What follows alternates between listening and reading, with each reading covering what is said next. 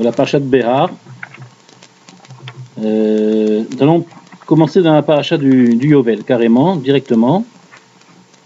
Le Safar Talecha, page 72. Le Safar Talecha, Sheva Shabetot Shanim, Sheva Shanim, Sheva Peamim. Accrochez-vous bien, hein, ce soir, accrochez-vous bien parce que je vais vous rapporter un Maharal. Définition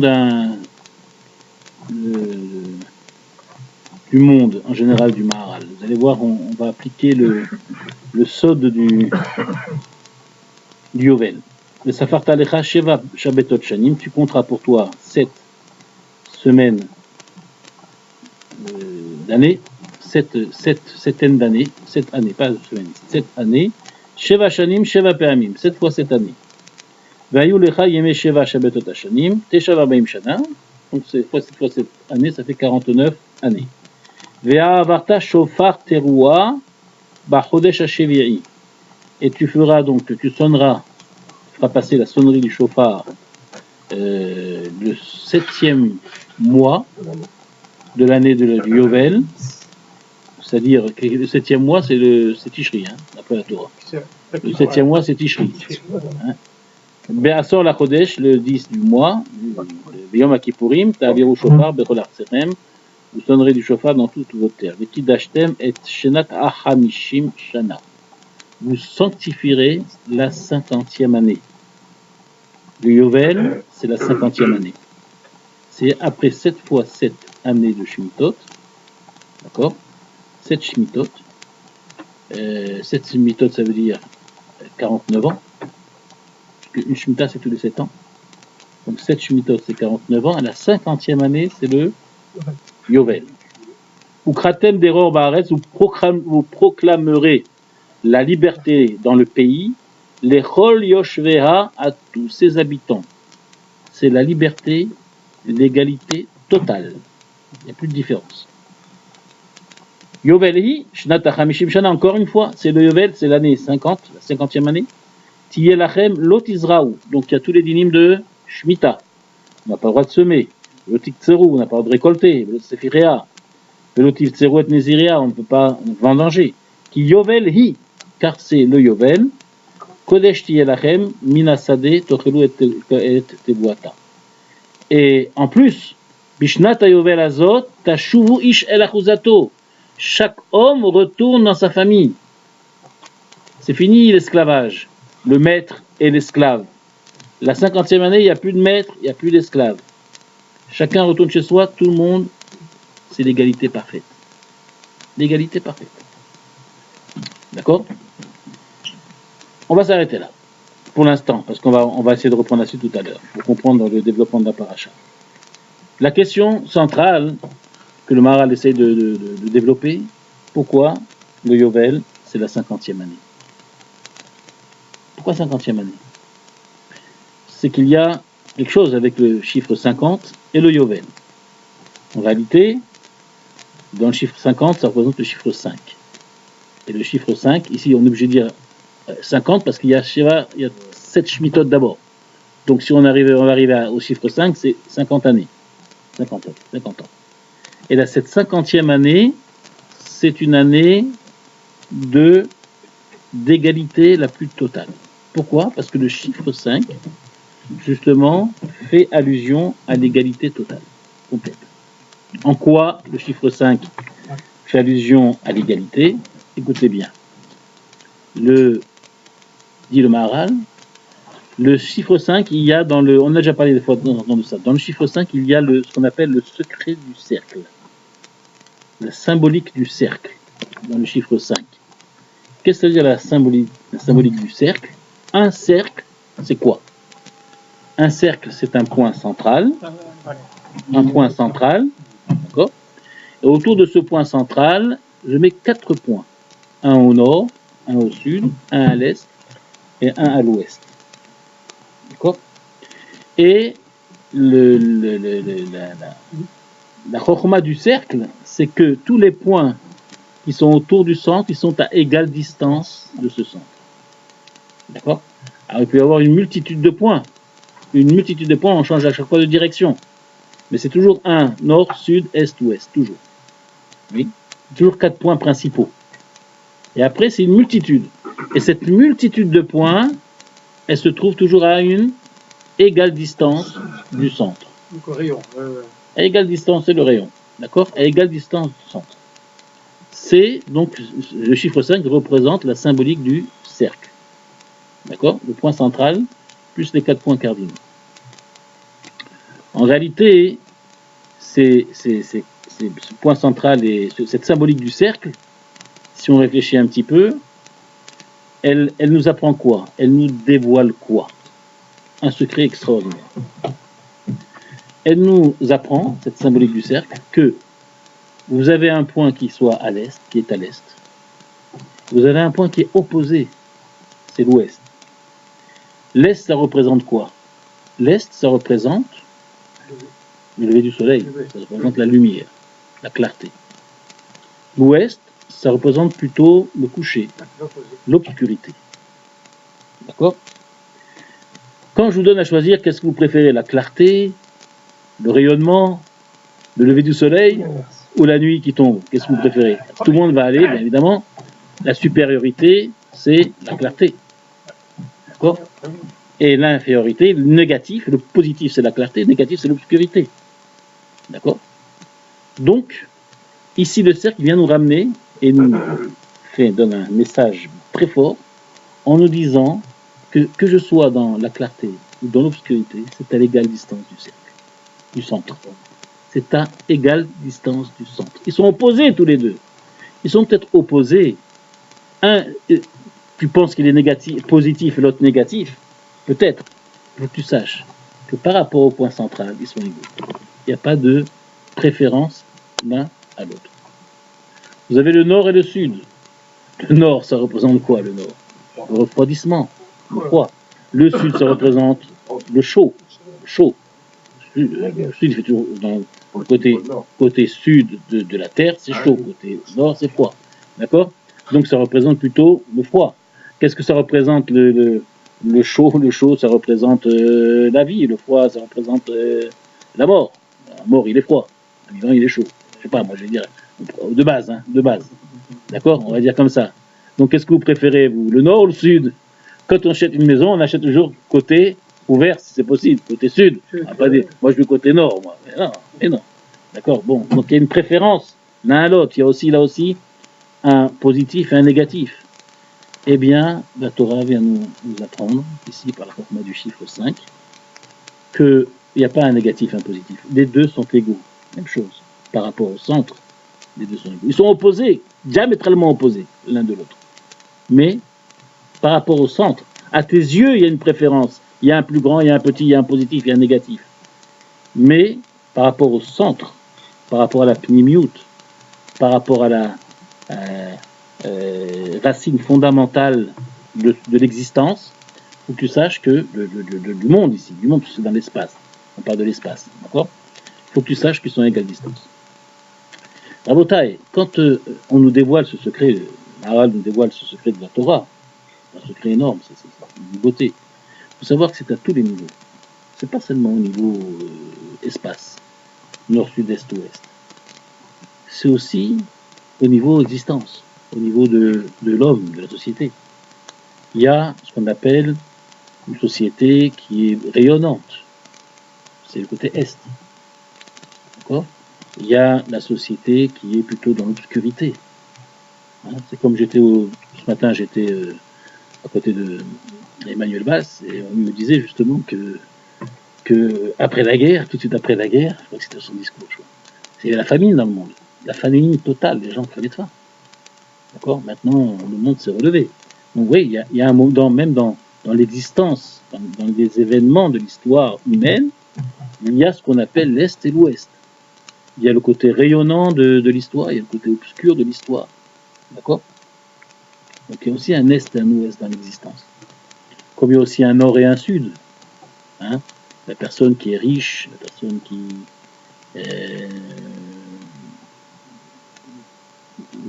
est pauvre, c'est considéré comme un mort. Marqué Anin Irshav Kemet. Donc le Hachir, je pensais qu'il est considéré comme un vivant. Donc quand le riche commence à regarder le pauvre comme un mort, d'accord, ou quand quelqu'un qui est dans la société, quelqu'un qui vit bien, d'accord, il regarde celui qui est dans l'obscurité, l'intelligent, le chacham, il regarde l'idiot qui est dans l'obscurité de haut.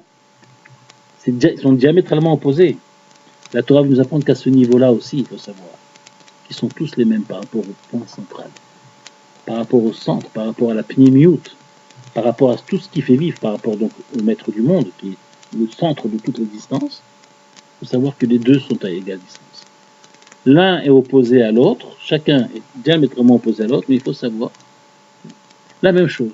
Quelqu'un qui est en bonne santé, quelqu'un qui est en mauvaise santé, quelqu'un qui est riche, quelqu'un qui est pauvre, quelqu'un qui est chacham, quelqu'un qui pêche, quelqu'un qui est tzaddik, quelqu'un qui est rachat.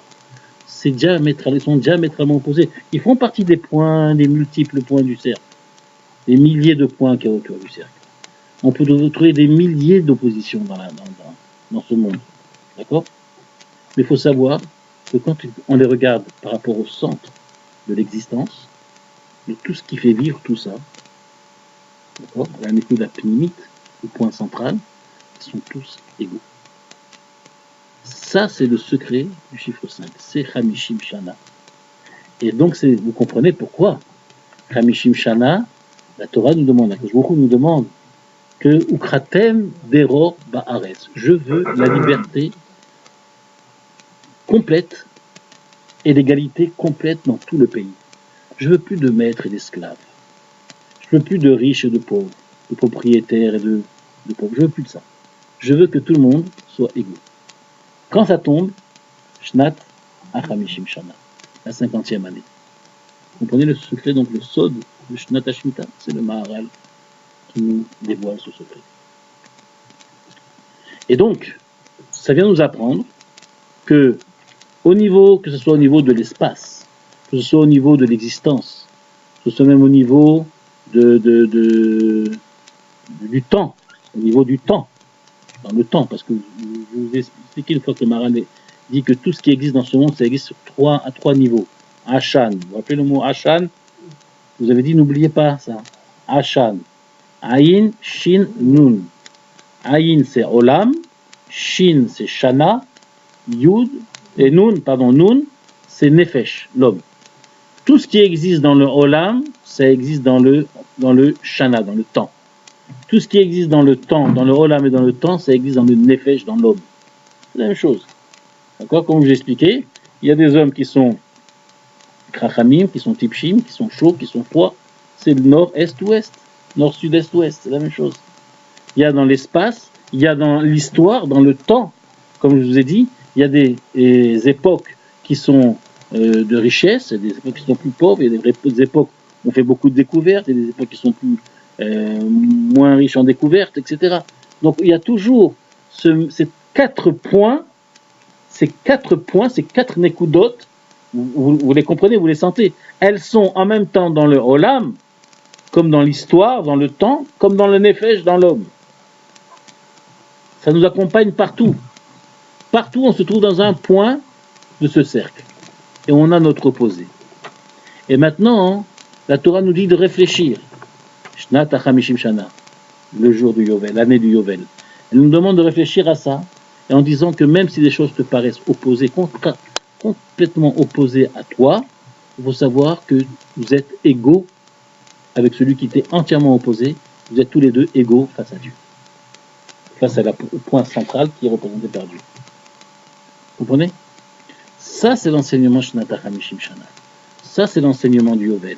Pourquoi est-ce que la Torah veut qu'on soit tous égaux, qu'on libère les esclaves, qu'on lâche nos champs, qu'on n'a plus de propriété, qu'on n'a plus rien, et que tout le monde appartient à tout le monde? Évidemment, on ne peut pas vivre toute l'année comme ça, et tous les ans, et toute la vie comme ça, et toute l'existence comme ça. C'est impossible. On ne peut pas planter un arbre à l'envers, planter le côté fruit dans la terre et laisser pousser les racines et manger les racines. On va mourir. C'est pas possible. Mais de temps en temps, la Torah nous dit, je vais t'envoyer une année où je veux que tu comprennes le fond des choses. Il faut que tu comprennes les racines fondamentales de l'existence humaine. Je veux que tu comprennes ça. De temps en temps, que tu n'oublies pas ça. Vivre complètement comme ça, c'est pas possible. Si on mange des racines, on va mourir. Il faut que l'arbre soit planté par ses racines cachées, qu'on ne voit pas, qu'on découvre de temps en temps, et qu'on mange les fruits tous différents, les uns des autres, des couleurs, des goûts. D'accord? C'est des fruits, c'est ce monde. Des choses qui sont sucrées, acides, noirs, blancs, rouges, verts, et opposés les uns les autres. Et la différence qu'il y a fait la richesse de ce monde. Mais n'oublie pas que tout ce qui a l'air de s'opposer à être différent, en vérité, tout est la même chose vis-à-vis du point central du Nakuda central. Et ça, c'est plus fort encore quand ça touche notre existence, quand on vit dans notre société. Même le tzaddik ne doit pas voir le rachat de haut, avec mépris. Parce que, en fin de compte, on ne le sait pas ça, mais Dieu nous dévoile. Tous les deux, vous êtes exactement la même chose. Le tzaddik comme le rachat. Seulement aux yeux de l'homme, dans des apparences, on voit un tzaddik, on voit un rachat. Mais dans un ékouda pnimite de chacun des deux, que ce soit tzaddik, que ce soit rachat, il y a une neshama théora, pure, kdosha, l'un comme l'autre. Il n'y a aucune différence. Maintenant, il y en a un que, dans ses ma'asim, dans son extériorité, dans sa manière de vivre, il n'a pas réussi comme toi. Oui, je suis d'accord avec toi que dans l'extérieur des choses, il y a des opposés. Mais par rapport à la nekuda pnimite, il faut savoir, tu n'as pas à le regarder de haut en disant tiens, regarde ce rachat. Le chacham ne doit pas regarder le tipèche en disant regarde celui-là, il ne connaît rien. Vous comprenez? Celui qui est en bonne santé ne doit pas regarder le malade avec pitié. D'accord? C'est pas bien, c'est pas bon. Etc. Le riche ne doit pas regarder le pauvre, celui qui a besoin, comme ça avec pitié aussi. Il faut savoir que l'équilibre d'une société, l'équilibre de la société, si on veut éviter une crise, si les gens ils savaient ça, je crois qu'on éviterait toutes les crises, qu'il y a une égalité parfaite et chacun a le droit et être considéré comme tout le monde, aussi bien l'enfant d'un président, d'un paysan que l'enfant du riche industriel.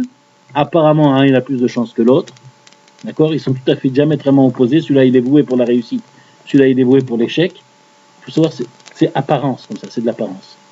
Mais dans le fond, la Torah nous dit, il faut donner la chance à chacun, et chacun doit considérer l'autre comme son égal et pas comme son opposé. Dans le fond. Et ça peut créer une société solide. Voilà. C'est ce que la Torah nous dévoile par la mitzvah de Yovel, Ukratem d'Eror Baaretz. Il n'y a plus de propriétaires. Il n'y a plus de propriétaires. Il n'y a plus de pauvres. Tout appartient à tout le monde. Il n'y a plus de pauvres. Ça revient au propriétaire d'origine. Ah non, même le propriétaire d'origine il lâche tout. C'est tout Efker. C'est Efker. Ah bien sûr. C'est la Shemitah. C'est Yovel, c'est la Shemitah multipliée par 49. C'est la Shemitah multipliée par 49. Voilà, une Shemitah, on n'a plus les fruits, ça nous appartient. Mais le Yovel, ça va même au niveau du Nefesh. Ça va même pas seulement au niveau de la terre, ça va au niveau du Nefesh. Il n'y a plus de maîtres et il n'y a plus d'esclaves. Le découpage de la terre d'Israël. Revient comme à son origine, par Shvatim. Par Shvatim, d'accord. Voilà. Donc c'est fini. D'accord. C'est-à-dire que je peux vendre, je peux acheter un terrain, je peux vendre un terrain, il n'y a pas de problème. Mais il faut savoir que je n'ai pas acheté le terrain, j'ai rien acheté. J'ai rien acheté. J'ai acheté seulement l'investissement de travail que je vais mettre dedans, que je vais récolter. Voilà. Évidemment que le prix du terrain ne sera pas le même 2 ans avant la Shemitah que 40 ans avant la Shemitah. Vous comprenez? À Londres, ils sont pas propriétaires. Il y a un quartier de Londres, il y a un reine qui est propriétaire. Les gens, ils achètent des maisons pour 100 ans. La location pour 100 ans. Oui. Et les enfants, ils n'héritent rien, quoi, quand ils ont 100 ans. Oui. Rien, quoi. Et ça appartient toujours à la reine. D'accord, très bien. Ben, nous sommes des Bnei Melachim, d'accord? On a un palais magnifique qui s'appelle Eretz Israël. On a tous droit à une parcelle de terrain. Chaque famille, on est rattaché à une famille. On saura très bientôt, Bezrat Hashem. En général, nous sommes dans Yehuda Binyamin. Tu ne pourras pas être loin. Ça va être facile. Ça va être facile de se voir. On va se voir, Bezrat Hashem, assez un coup de voiture, c'est vite fait là-bas. D'accord? Donc on ne sera pas loin. On est tous de Yehuda Binyamin. Donc Yehuda Binyamin, je ne sais pas si vous voyez, d'accord? C'est à partir de Gaza inclus. C'est Yehuda. Gaza, c'est Yehuda. Il faut le savoir. D'accord? On avait parlé une fois ça. Pourquoi Gaza, c'est Yehuda et c'est pas. Et donc, le Malchut n'est pas encore parfait. Yehuda, c'est le Malchut. On avait parlé de ça. Et donc, jusqu'à en bas, un peu avant Yamem Elach, Yamamela, c'est Yehuda Binyamin. Deux parcelles de terre. En passant par Yerushalayim, évidemment. Est et ouest. Ouais. Et donc, Yehuda Binyamin. Donc, nous sommes Yehuda Binyamin. Et c'est pour ça que voilà. Donc, c'est ça, donc vous avez compris le sod qui se cache à travers Shnat HaChamishim Shana, la 50e année. Et c'est ça que la Torah nous demande, de prendre conscience de ça, de nous rappeler de ça une fois tous les 50 ans, au moins une fois dans sa vie, parce que celui qui arrive à faire 2 Yovel, d'accord, Ouais. c'est bien. Yiratson qu'on puisse faire 2 Yovel. Ah, bah oui, Yiratson qu'on puisse faire 2 Yovel, pourquoi pas? Ben, attention. c'est ça. On devait faire Attends, il y en a qui font À 3. 20 ans, à 70 ans. Il y en a qui font 3. Ah, Bénard. À la naissance, ils naissent de Yovel, ils ont 50 ans, et puis encore, ils ont... 102 ans. Ouais, voilà. 102 ans. Donc on peut faire Yiratson, on passe. Hein? Je sais pas, je dois avoir ce plan. Il n'y a pas longtemps, c'était le. Non, c'est Shemitah. Maintenant, ça va être Shemitah l'année prochaine. Donc, en tous les cas, c'est ça, c'est de prendre conscience au moins une ou 2 fois dans sa vie, et pourquoi pas 3 fois. Mais en tout cas, si ça passe 3 fois, il y a un moment où on n'a pas de date. On est trop jeune pour prendre conscience de ça. Donc, on a tous la chance un jour de prendre conscience pleinement qu'en réalité, tout ce monde qu'on voit, tous ces opposés qu'on voit, toutes ces différences qu'on voit, en vérité, sont tous égales à la Nekuda centrale, au Ribono Shel Olam qui fait fonctionner le tout. On est tous égaux. Ça, c'est le sod du Yovel. C'est pour ça qu'il n'y a pas d'esclaves, il n'y a pas de maître, il n'y a pas de propriétaire, il n'y a pas de rentier, il n'y a pas de schnorrer, il n'y a pas de pauvre, il n'y a rien du tout. Chacun. Pardon? Même chose. Il n'a rien. Il n'a absolument rien. Le roi, le premier. Il n'a plus rien. Il n'a que son trône où s'assoit et son truc. Mais c'est lui qui dirige le pays. Ça n'a rien à voir. Mais en tous les cas, on doit, c'est ça, se faire prendre conscience. Les différences, elles restent. Il y a quand même des différences. Mais on doit prendre conscience qu'on est tous égaux vis-à-vis du point central. C'est ça la Nekuda Pnimit. Ce qu'on appelle, ce que Maharal appelle la Nekuda Pnimit. Voilà. Ça, c'est le sod du Yovel. Tout le monde a compris? En réalité, ce que la Torah nous dit ici, c'est déjà dans les gènes de la Genèse. Dans les gènes du commencement, dans les gènes du Maaseh Bereshit. Et je vais vous montrer ça, c'est sublime. Regardez, dans Parashat Bereshit, tout à fait au début, quand la Torah, écoutez bien, quand la Torah nous parle de séparation, de division, oui, eh bien, dans cette paracha de division, elle va nous dire 5 fois, nous répéter 5 fois le même mot en question, central, le mot principal de la paracha, et répéter 5 fois. Dans des parachutes qui nous parlent de division et de séparation. Regardez. Bereshit bara Elokim, etc. Ve'az v'atohu vavohu. Pasuk Gimel. Vayomer Elokim yehi or. Dieu dit qu'il y ait la lumière. Vayehi or. Ce fut la lumière. Vayar Elokim et haor kitov. Elokim a vu que la lumière était bonne, trop bonne,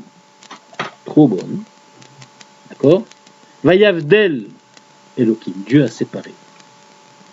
Il a coupé, il a séparé, il a créé, mais il l'a retiré. Donc il y a une séparation, Vayavdel, il a séparé. Ben Haor ou Ben Achosher, entre le Or et le Chosher. Vayikra Elokim, la Or Yom, la Chosher Karalayla. Voilà une séparation. Dieu appelle le Or Yom, et le Chosher, il appelle Laïla. Vayere, Vayivoker Yom Echad, ce fut le premier jour. Donc combien de fois il y a le mot Or? 5 fois le mot Or. Non. Vayomer Elokim yehi Or. T'es fort en maths, toi, monsieur. Vayomer Elokim yehi Or, Vayi Or, Vayi Elokim et Or Kitov, Vayavdel Elokim ben Or ou ben Achosher, Vayikra Elokim la Or Yom et la Chosher Kara Laïla. 5 fois le mot Or. La clarté, le soleil qui se lève, c'est l'Est. D'accord? Il y a son opposé. Son opposé. Ça fait partie du cercle. C'est une Nekuda, c'est 2 Nekudot dans le cercle. Au fond, vous comprenez ou pas? Ce sont 2 Nekudot. Le Or et le Chosher, ce sont 2 Nekudot dans le cercle. La Torah nous fait allusion du cercle. En disant 5 fois le mot Or, c'est pour nous faire allusion à la symbolique du cercle. D'accord? Donc, pour te faire savoir que tu sois au nord, que tu sois au sud, que tu sois à l'est ou à l'ouest, au point central, tout est relié au point central. C'est du or partout. On peut pas remarquer que. À l'est ou à l'ouest, c'est du or. Au nord, au sud, c'est du or. C'est du or. Partout, c'est du or. Mais pourquoi le 5, on va pas le 8, le 0? C'est ça le sod du cercle. C'est quoi le cercle? Je sais, c'est ça tous les chiours, c'est ça. Tout le sod, la symbolique du cercle, c'est les opposés à égale distance au centre. Ça fait 5 points, 5 nécoudotes. C'est ça la symbolique, le squelette du cercle, c'est ça. Après, c'est des multitudes de points. Mais à chaque fois, ça change. C'est toujours 5.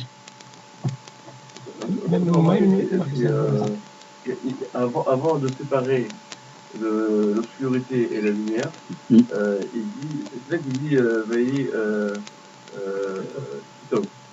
Donc pendant qu'ils étaient mélangés, c'est là qu'il a dit Kitov.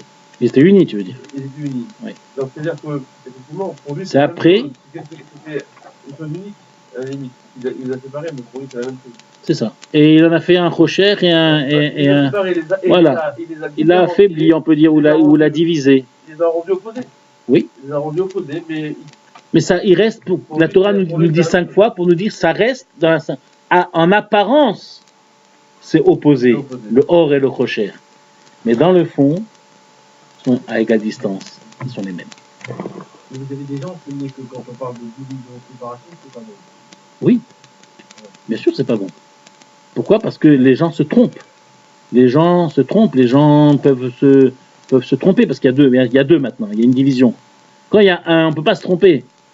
Maintenant qu'il y a deux, on peut se tromper. C'est ça le problème.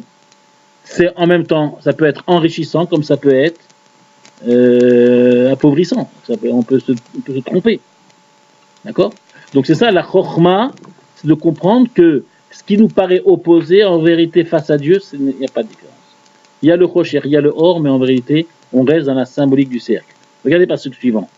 Vayomer Elohim, Yehi Rakia Betoch Hamaim. Qu'il y ait un rakia, une étendue à l'intérieur de l'eau. D'accord?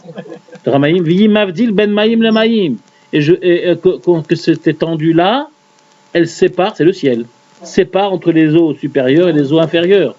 Vaya, c'est Elohim et Rakia.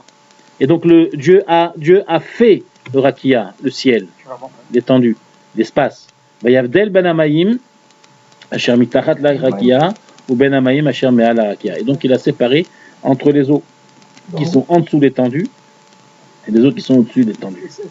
Vayavdel, c'est marqué aussi, Vayavdel. Ouais. D'accord? Vayikra Elohim la rakia, Shamim, Vayere, Vayivoker Yom Sheni. Yom Sheni. D'accord? Yom Sheni, c'est pas marqué Kitov ici. Pas marqué Kitov. D'accord? Pourquoi? Parce que là, c'était la séparation entre une seule et même chose. D'accord? Maïm. Une seule et même chose. Alors que je vois à séparer. Et Dieu n'aime pas séparer, il n'aime pas la division. D'ailleurs, le mot Sheni, deux, il y a le mot Shinouï, il y a le mot changement. Il y a différent. Dans le mot Sheni, tout est relié. Donc, ici, ce que la Torah nous dit, elle nous parle du Rakia, elle nous parle du Maïm, et c'est marqué 5 fois Rakia, et c'est marqué 5 fois Maïm. D'accord? Vayomer Elohim yehi Rakia betoch Maïm, une fois Rakia, une fois Maïm. Vayimavdil ben Maïm la Maïm, ça fait 3 fois Maïm. D'accord? Vayavdel, Vayas Elohim et Rakia, 2 fois. Vayavdel ben Maïm 4 fois. Hashem de Rakia 3 fois. Ou ben Maïm 5 fois. Hashem et Rakia. Vaikra Elohim la Rakia Shamaïm. 5 fois. Donc vous voyez, 5 fois Maïm, 5 fois Rakia. On est dans la division. On est dans l'opposition. Dans deux choses qui sont opposées, l'eau d'en haut, l'eau d'au-dessus, le rakia qui est la source de séparation, de division, d'accord? Et la Torah nous le répète 5 fois, pour nous dire que c'est seulement extérieurement, dans les limites, d'accord, extérieures, que chacun est opposé et différent. Mais par rapport au point central, au Boré Olam, le créateur du monde, il faut savoir que tout est égal. Encore, on retrouve encore, à travers ce remez, la symbolique du cercle. Oui, là on a touché des secrets. on peut remercier Akadosh Baruch Hu, il nous a donné une Torah aussi belle. Voilà ce que je voulais vous dire. Maintenant, grâce à cette explication, là, on a fait que l'introduction. Là. D'accord. On a fait que l'introduction. Maintenant, on va développer. Maintenant, vous allez comprendre la suite de la paracha et le développement de la paracha. Parce que après, on nous parle apparemment de toute autre chose. On nous parle de la crise financière. On nous parle de la crise financière. D'accord. Et on nous dit Vechitim kerum imkar la mitecha. Ah ouais. Page 313. Pasuk Yudalet. Vechitim kerum imkar la mitecha. Lorsque vous allez commencer à vendre des objets d'un ami à l'autre, entre vous. Okanom yod amiyad amitecha. Ou alors tu vas acquérir de ton ami. D'accord? Qu'est-ce qui va se passer? On va essayer de profiter de la misère du pauvre, de l'autre. C'est une vie, une société de profit aujourd'hui, une société de gain. Chacun essaye de profiter et de gagner au maximum sur le dos de l'autre, sur la misère de l'autre. C'est comme ça que ça se passe. Donc qu'est-ce qu'on va faire? Si tu veux vendre quelque chose, tu vas multiplier le prix par 10, par 15, par une folie. Allez, j'augmente le prix. Allez, tu veux t'achètes, tu veux pas t'achètes pas. La liberté du commerce. Comment on appelle ça? La liberté financière. Hein? La liberté du commerce. Libéralisme. C'est le libéralisme. D'accord? C'est le libéralisme. Tu es libre d'acheter, tu es libre de ne pas acheter. C'est mon prix. Et l'autre, il a besoin, évidemment. De même, on peut voir les choses un peu différemment. Quelqu'un a beaucoup d'argent, il peut tout se payer. D'accord? L'autre, il est dans la misère. Je prends les choses à l'envers maintenant. L'autre, il est dans la misère totale. Il y a des choses auxquelles il est attaché, des objets, des valeurs, des choses des bijoux qui reviennent. Et il n'a pas le choix. Il a besoin d'argent. L'autre, il est bourré d'argent. Je crois qu'il va penser un peu à moi, il va me faire travailler. Non, pas du tout. Quand je peux bouffer l'autre, je bouffe. Mais moi, alors, je suis dans la misère. Qu'est-ce que je vais faire? Je vais me séparer de mes objets. Et je vais être prêt à les vendre à un prix dérisoire.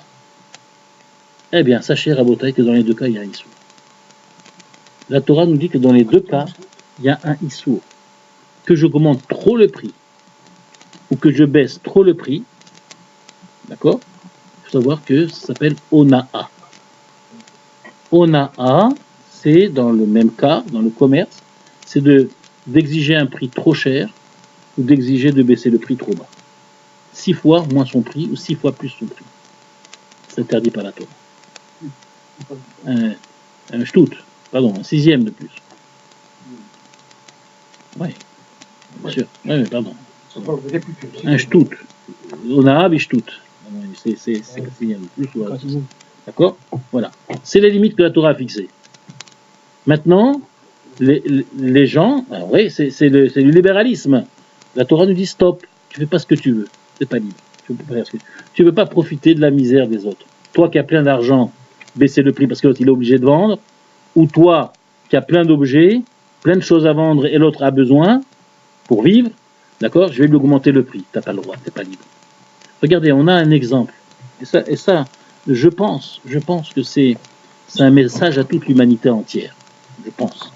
Vous avez un pays, le pays le plus riche au monde, d'accord, qui s'appelle les États-Unis. C'est un pays où il y a un libéralisme là-bas, mais sans gvoul, sans limite. D'accord? C'est au plus offrant et ça massacre tout. Vous savez ça? C'est le pays où on gère le moins la santé.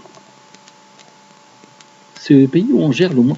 Ils n'arrivent pas à faire passer, voter des lois pour donner une égalité sur le plan social, sur le plan de la santé, dans le domaine de la santé. Ils n'arrivent pas. C'est-à-dire quoi? Celui qui est en bonne santé, qui n'a pas de maladie grave et tout, et qui a beaucoup d'argent, il se dit pourquoi tu veux que je paye moi tous les mois? Je paye pas. Je paye pas. Je refuse de cotiser.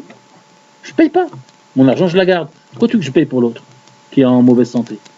Et celui qui est en mauvaise santé, il crève. C'est tout. Oui, c'est comme ça que ça se passe.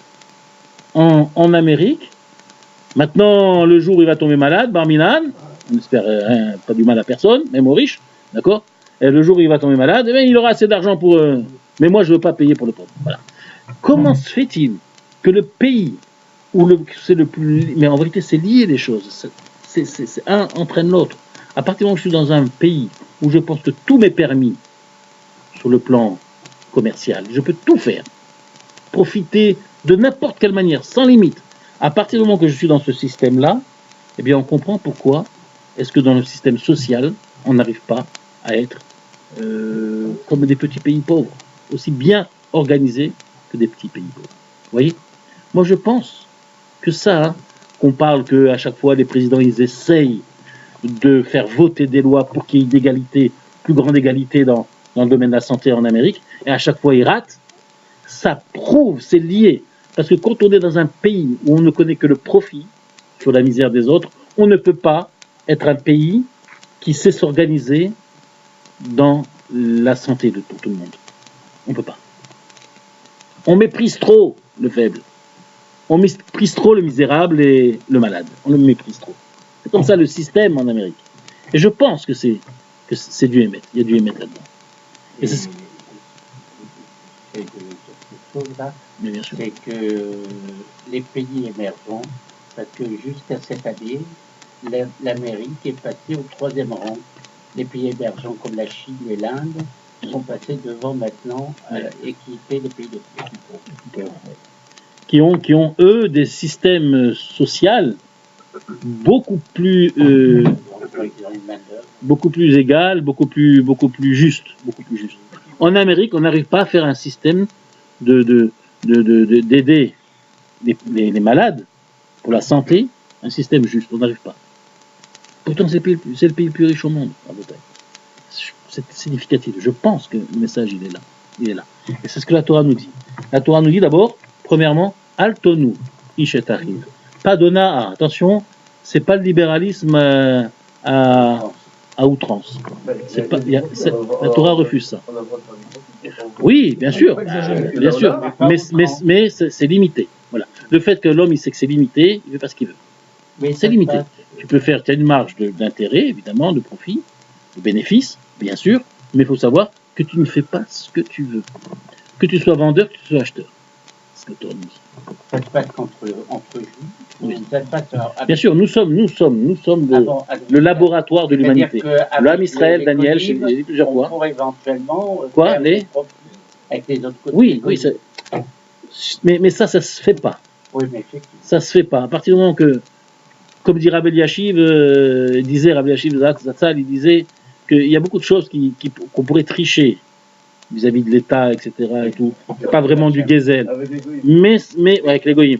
Mais on goûte, on s'habitue et c'est pas bien. Nous sommes à Israël le laboratoire du monde. Si ça va marcher avec nous, ça va marcher avec tout le monde. D'accord? Donc voilà, la Torah nous propose un système de vie sociale ici. D'accord? Il n'y a pas de libéralisme à outrance, ça n'existe pas. Voilà. Regardez, on continue.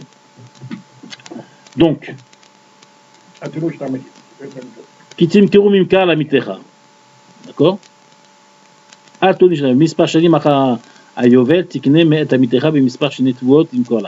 Maintenant, regardez un peu plus loin. Page 314. Kiyamu Chachicha. Pasuk Rafé. Donc là, il commence à vendre ses objets. Kiyamu Chachicha. Maintenant, on parle d'une personne qui va s'appauvrir, ton frère, juif, ou Machar Me'achuzato. Là, c'est pas un objet qu'il va vendre. C'est sa achouza, son héritage, son terrain, son champ. D'accord? Alors, d'accord? Alors, dans ce cas-là, il pourra faire intervenir quelqu'un qui viendra racheter. On en parlera. Donc là, c'est celui qui vend ce champ. Prenez Pasuk Chavtet. Ve'ish timkor et bet moshav. Ça part d'une personne qui va vendre bet moshav, sa maison dans laquelle il habite. Donc, vous voyez, au départ, qu'est-ce qu'on il commence à vendre? Ses bijoux. Une fois qu'il a tout vendu, qu'est-ce qu'il va vendre? Sa terre. Il a besoin de sa maison, quoi. Il est dehors, dans sa terre. D'accord? Même quand il arrive à un point où il n'a même plus assez d'argent, qu'est-ce qu'il va vendre? Sa maison. D'accord? La Kayachoma, etc. Vechiyamour. Donc, quand on vend sa terre, il faut savoir qu'on vend la terre par rapport au Shnot Yovel, par rapport aux années du Yovel. On ne vend pas définitivement. D'accord? Regardez là aussi le système que la. Allez dire ça aujourd'hui. D'accord, je te vends, mais je te vends pour. Combien de récoltes tu vas faire? Ça va faire combien? Voilà, c'est le prix du terrain. Ah non, je vais acheter un terrain, je vais acheter un terrain. C'est mon terrain pour toujours. D'accord? La Torah nous dit qu'une chose comme ça n'existe pas. Pourquoi? Pourquoi?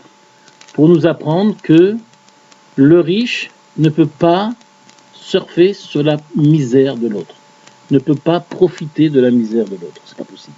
C'est pas un système de vie social normal. Quand quelqu'un il est obligé de vendre son terrain, d'accord? Pardon? C'est qu'il a atteint un niveau très bas de misère, s'il vend son terrain. Imaginez-vous quelqu'un qui habite dans Issachar et il vend son terrain à quelqu'un qui habite dans Binyamin. Et voilà, il va faire du commerce, il va venir là-bas, il va, d'accord, et lui, il est chez lui, il peut même pas travailler la terre et profiter, il peut pas, il a pas assez d'argent. Donc il vend son terrain. Il faut savoir, la Torah nous dit attention, mais un jour, premièrement, dans 7 ans, à la Shemitah, tu lâches tout, il rentre, il mange autant que toi. Et au Yovel, il faut savoir que tu lui rends tout son terrain intégralement et qu'il n'a plus rien à faire dans ce terrain. Plus jamais rien à faire. Vous voyez, la Torah, elle vient encore une fois limiter, en disant je ne peux pas acheter pour toujours. Et l'autre, il a perdu définitivement le bien auquel il est attaché. C'est possible. C'est pas possible d'imaginer une chose comme ça. La Torah, elle dit non. Vous voyez, encore, elle vient limiter les actions commerciales. C'est pas, on ne peut pas faire du commerce à outrance, on peut faire du commerce sans ressentir la misère des autres. Tu peux pas. Voilà. Encore une fois. Ensuite, on nous dit, lorsqu'il a vendu sa maison, maintenant sa maison aussi. Vous savez que la maison, on a 1 an pour la racheter. Ça veut dire qu'une fois que je l'ai vendue, je peux toujours venir, au bout de 5, 6, 7 mois, si j'avais trouvé un peu d'argent, que je vais faire le maximum pour m'emprunter, essayer de récupérer ma maison, je peux exiger, alors aller aujourd'hui, dire à quelqu'un qui a acheté un terrain, hey, tu me rends, j'ai de l'argent, tu me rends mon terrain, tu n'es pas propriétaire définitivement, ou je rentre chez toi la 7e année, je vais tout bouffer, comme toi, d'accord?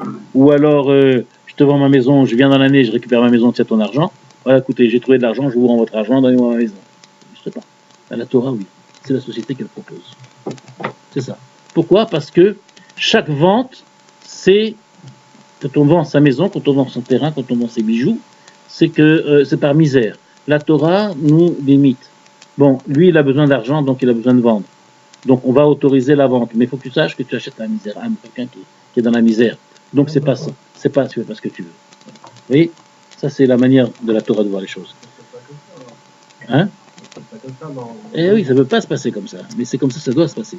Et c'est comme ça que ça se passe, en tous les cas, dans le laboratoire. Il se trouve en Israël. Ah non, mais je veux dire... Ah non, mais aujourd'hui, il n'y a plus de Yovel. Parce qu'il n'y a plus de Beth Amikdash, donc il n'y a plus de Yovel. C'est Batel. C'est-à-dire on est dans une décadence tellement forte que même le laboratoire il est cassé, il explose. Le laboratoire il explose. C'est devenu un abattoir, c'est plus un laboratoire. Hein? Quoi? La Shemitah oui, mais Yovel non. La Shemitah bien sûr, mais Yovel il n'y a plus. D'accord? Donc c'est difficile. Il n'y a plus d'esclavage, il n'y a plus de avadim, etc. et tout ça. Donc effectivement, mais c'est comme ça, le Emet, que la Torah elle voit une société durable. C'est comme ça qu'elle la voit. Vous comprenez? On continue, c'est bientôt fini. Vous savez, Migrash, après, Vechiyamu Chachira, et il a vendu ses bijoux, il a vendu ses terrains, il a vendu sa maison. Qu'est-ce qui lui reste à votre? Qu'est-ce qui lui reste? Hein? Vechiyamu Chachira, Umata Yado Imar, Verezak Tabo. Non, pardon, excusez-moi. D'abord, quand on voit un bizarre, on va pas dire, allez, viens, je te prends. Non. On va lui prêter de l'argent. La Torah nous parle de prêt. Elle nous dit attention, Al tikar meito, parce que la medvav, Al tikar meito nesher vetarbit. Pas d'intérêt. On prête sans intérêt chez nous. Quand quelqu'un vient emprunter de l'argent, c'est qu'il est dans la misère. Tu n'as pas le droit de profiter de la misère de quelqu'un. Vous voyez? Parce que le riche comme le pauvre, vous êtes tous les mêmes par rapport à Dieu. Donc de quel droit tu vas profiter de lui?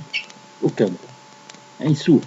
Donc tu lui prêtes de l'argent, il te doit, il est redevable envers toi. Il y a pas. Déjà, c'est déjà humiliant d'être redevable à quelqu'un. Mais hors de question de percevoir des intérêts sur une dette. Oui. Oui. Pasuk la tête. Les choses vont continuer. Et donc et l'argent, il peut plus la rembourser. Il peut plus rembourser l'argent. Il a emprunté, il peut plus rembourser. Qu'est-ce qui va se passer? Je me vends à toi. Allez, je vais travailler pour toi gratuitement. Voilà, je suis maçon, je vais te construire qu'est-ce que tu as besoin. Je viens régulièrement chez toi et faire tous les frais voilà, par exemple. D'accord, je viens travailler chez toi. Donc c'est encore une chute. C'est l'écroulement là. On assiste à l'écroulement complet. D'accord. En vérité, Rabotai, c'est pas fini, ça s'arrête pas là.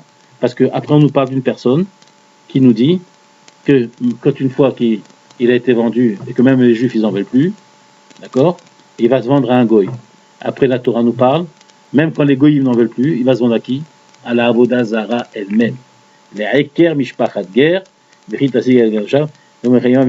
Ger Toshav, c'est un goy qui accepte de vivre en Israël et d'être Ma'amin. Et après, ça parle, Nimkar Gewatielo, Vechishav Imkoneu, et Veim Me'at Javeim Kesrir Ketoshav, Ole Eker Mishpachat Ger, il va se vendre carrément à un idolâtre. Vous voyez comment l'écroulement progressif s'est fait? Et Rashi vient, il nous dit en vérité, Rabota, il s'agit ça d'une seule personne. D'une seule personne qui n'a pas compris ce sod du Yovel. Si tu as compris le sod du Yovel, si tu as compris qu'on est tous égaux, il n'y a pas de riche, il n'y a pas de pauvre, tu ne peux pas profiter de la misère de quelqu'un. Est-ce que toi-même tu peux te porter préjudice et te exploiter toi-même? Tu ne peux pas. Il faut savoir qu'il est comme toi, le riche, le pauvre, il est comme toi. Donc automatiquement, si j'ai compris le rappel du Yovel, l'enseignement, le sod du Yovel, si j'ai compris, je ne peux plus surfer sur la misère des autres. Je ne peux plus profiter que l'autre il souffre. Vous comprenez? Automatiquement, il n'y a pas d'effondrement. Il ne peut pas y avoir d'effondrement. Akadosh Baruch Hu, il nous préserve de ces effondrements. Et si on n'a pas compris ce sod du Yovel, et que pour nous, il y a les riches sans limite, et on peut profiter, c'est ouvert à tous, il y a l'intelligent qui méprise les pauvres, il y a celui qui est en bonne santé qui méprise celui qui est malade, eh bien on n'arrive plus à faire un système social qui tient. Vous comprenez? Ça. Qui? Bon, voilà. Il aura besoin qu'un jour que quelqu'un vienne l'aider pour sortir de la misère. Mais tu parles de riche. Hein? Profite de la misère du pauvre. C'est ça qu'on nous dit. Ce riche-là qui n'a pas compris le sod de la Shemitah, le sod du Yovel, qui n'a pas compris qu'en vérité qu'on est tous égaux et qu'il n'y a pas de raison qu'un vive dans la misère et moi toujours dans l'aisance. Donc, s'il n'a pas compris ça, lui-même, il se trouvera dans cette situation où il commencera à vendre ses bijoux, et ensuite son terrain, et ensuite sa maison, et ensuite emprunter de l'argent, et ensuite. Si on se rappelle du sod du Yovel, Akadosh Baruch Hu nous préservera de tout. C'est ça le lien qu'il y a entre le Yovel et la situation, tous les événements qui ont suivi l'écroulement d'une société. Une société, elle s'écroule si elle n'a pas ces valeurs-là. La société s'écroule. Parce que c'est le message de la Torah. C'est le message. Ou bien on a compris le sod à Yovel, qu'en vérité, tout ce qui nous paraît opposé à nous, en vérité, vis-à-vis de Dieu, on est tous égaux. Et ça nous aide à ne plus profiter du plus faible, du plus malade, du plus bête, du rachat, etc. De voir tout le monde comme vraiment on se voit soi-même, et pas comme un opposé, puisqu'on est tous égaux. Ça, c'est le sod à Yovel dans notre société. Il faut maintenant réfléchir.